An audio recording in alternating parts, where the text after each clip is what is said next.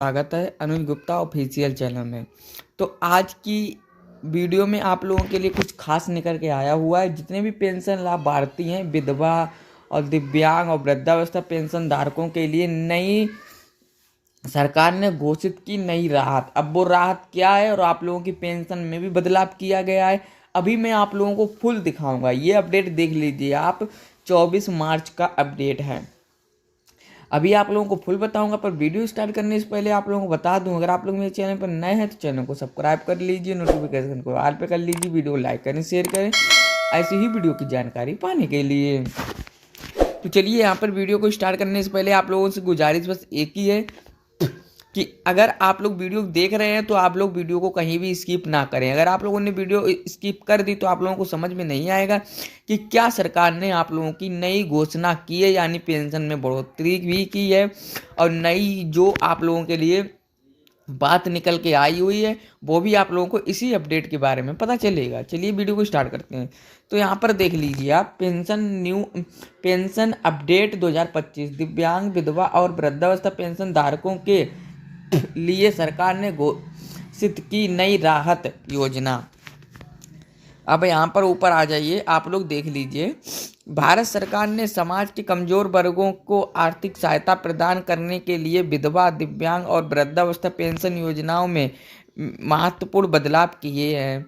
इन योजनाओं का मुख्य उद्देश्य विधवा महिलाओं, दिव्यांग व्यक्ति और वृद्धा नागरिकों को वित्तीय सुरक्षा प्रदान करना है ताकि वे सम्मान पूर्वक अपना जीवन यापन कर सकें। इन योजनाओं में हाल के वर्षों में कई बदलाव हुए हैं, जिनमें पेंशन राशि में वृद्धि, पात्रता मानदंडों का सरलीकरण और आवेदन प्रक्रिया को ऑनलाइन करना शामिल है। सरकार का उद्देश्य इन योजनाओं को और अधिक प्रभावी बनाना है ताकि लाभार्थियों को समय पर पेंशन मिल सके। वर्ष 2025 में इन पेंशन योजनाओं में कुछ महत्वपूर्ण बदलाव होने की संभावना है जो लाभार्थियों के लिए एक तोहफे के समान होंगे। इन बदलावों में पेंशन राशि में वृद्धि, पात्रता मानदंडों का सरलीकरण और आवेदन प्रक्रिया को ऑनलाइन करना शामिल हो सकता है। विधवा, दिव्यांग, विधवा, वृद्धावस्था पेंशन योजनाओं का एक परिचय। इन पेंशन योजनाओं का उद्देश्य समाज के कमजोर वर्गों को आर्थिक सहायता प्रदान करना है ताकि वे सम्मान पूर्वक अपना जीवन यापन कर सके। यानी सरकार का पेंशन देने का बस यही मकसद है कि कोई भी पेंशन लाभार्थी ये ना सोचे कि मैं पैसे खर्च नहीं, क्योंकि मुझे मिल नहीं रहा है, मेरे पास कोई साधन नहीं, तो इसीलिए सरकार आप लोगों को पेंशन की राशि देती है। पेंशन योजनाओं का संक्षिप्त विवरण। योजना का विवरण जानकारी। योजना का नाम विधवा, दिव्यांग और वृद्धावस्था पेंशन योजना। लाभार्थी महिला, विधवा महिलाएं, दिव्यांग व्यक्ति और वृद्धा नागरिक। मासिक पेंशन राशि 3,000 से 10,000 तक श्रेणी के अनुसार। यानी आप लोगों को पेंशन 3,000 से लेकर 10,000 तक आप लोगों को पेंशन दी जाएगी। देख लीजिए यहाँ पर आप लोगों के लिए बहुत बड़ी खुशखबरी निकल के आई हुई है। पेंशन लाभार्थियों की हो गई अब मौज। पात्रता आयु, विधवा 40 वर्ष के ऊपर, दिव्यांग 18 वर्ष से ऊपर और वृद्धा 60 वर्ष के से ऊपर। वार्षिक आय सीमा 1 लाख से कम, यानी 1 लाख से अगर आप लोगों की ज़्यादा हुई, अगर आप लोगों ने फार्म अप्लाई कर दिया तो आप लोगों का निरस्त हो जाएगा, फिर आप लोगों का फार्म दोबारा भी अप्लाई नहीं हो पाएगा। आवेदन प्रक्रिया ऑनलाइन और ऑफलाइन दोनों माध्यम। वित्तीय स्रोत, केंद्र और राज्य सरकार का संयुक्त योगदान। पेंशन योजनाओं का मुख्य बदलाव।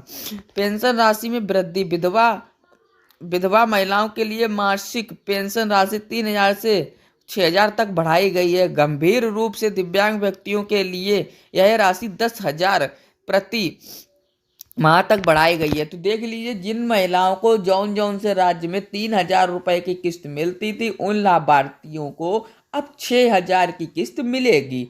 तो देख लीजिए, दिव्यांग और यहाँ पर विधवा पेंशन लाभार्थियों के लिए बहुत बड़ी घोषणा हुई है।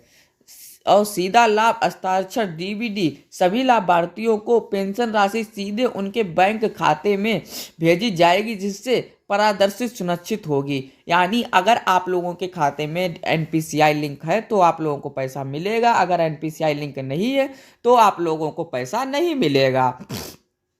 आय सीमा में संशोधन, अब केवल वे लोग पात्र होंगे जिनकी वार्षिक पारिवारिक आय 1 लाख या उससे कम है। यानी 1 लाख तक आप लोगों की आय होनी चाहिए। इससे ज्यादा है अगर आप लोगों की तो आप लोग पेंशन से वंचित हो जाएंगे। विधवा पेंशन के लिए आवेदक विधवा होनी चाहिए। आवेदक की आयु 40 वर्ष या उससे अधिक होनी चाहिए। आवेदक किसी अन्य मासिक सुरक्षा पेंशन का लाभ नहीं ले रही होनी चाहिए। यानी अगर विधवा पेंशन लाभार्थी है, अगर कोई दूसरी पेंशन ले रही है तो ये पेंशन वो लेने के हकदार नहीं होंगी। आवेदक की वार्षिक पारिवारिक आय 1 लाख से कम होनी चाहिए। दिव्यांग पेंशन के लिए आवेदक की विकलांगता स्तर 80 या उससे अधिक होनी चाहिए। आपको मैं बता दूं कि विकलांगता 40% भी होनी चाहिए, पर 80% उन लाभार्थियों के लिए बताई जा रही है जिनको 10,000 रुपये प्रति माह मिलेगा। न्यूनतम आयु सीमा 18 वर्ष रखी गई है। आवेदन बीपीएल गरीबी रेखा से नीचे परिवार का सदस्य होना चाहिए। यानी आप लोगों के पास बीपीएल कार्ड होनी चाहिए जिन लाभार्थियों को 10,000 रुपये प्रति माह पेंशन चाहिए है। वृद्धावस्था पेंशन के लिए आवेदक की आयु 60 वर्ष या उससे अधिक होनी चाहिए। आवेदक की वार्षिक आय एक निश्चित सीमा से कम होनी चाहिए। आवेदक को अन्य कोई सरकारी पेंशन नहीं मिल रही हो, परिवार में कोई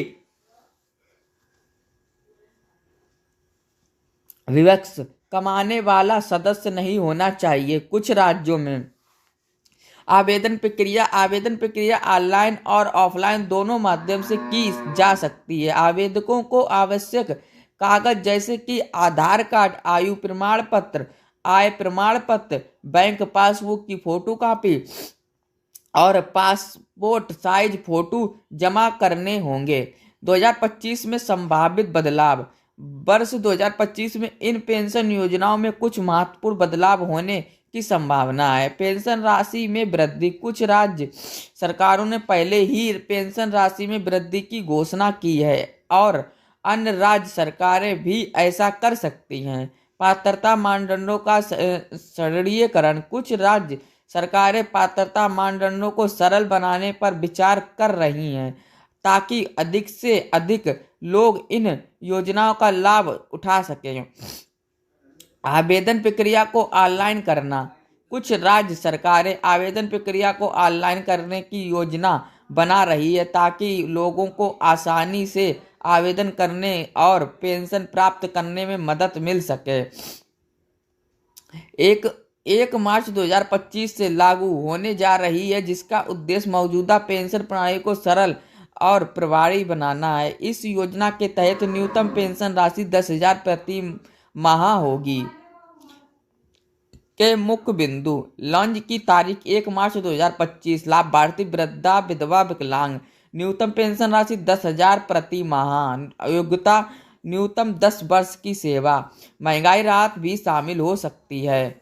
निष्कर्ष, इन पेंशन योजनाओं के माध्यम से सरकार समाज के कमजोर वर्गों को आर्थिक सहायता प्रदान कर रही है, जिससे वे अपना जीवन सम्मानपूर्वक जी सकें। इन योजनाओं में होने वाले बदलावों से लाभार्थियों को और अधिक लाभ मिलेगा और उन्हें बेहतर सामाजिक सुरक्षा प्रदान की जा सकेगी। ये आप लोगों के लिए बस ये इतना ही था। वीडियो अच्छी लगी तो वीडियो को लाइक करें, कमेंट करें, शेयर करें, चैनल को भी सब्सक्राइब करें ऐसी ही वीडियो की जानकारी पाने के लिए।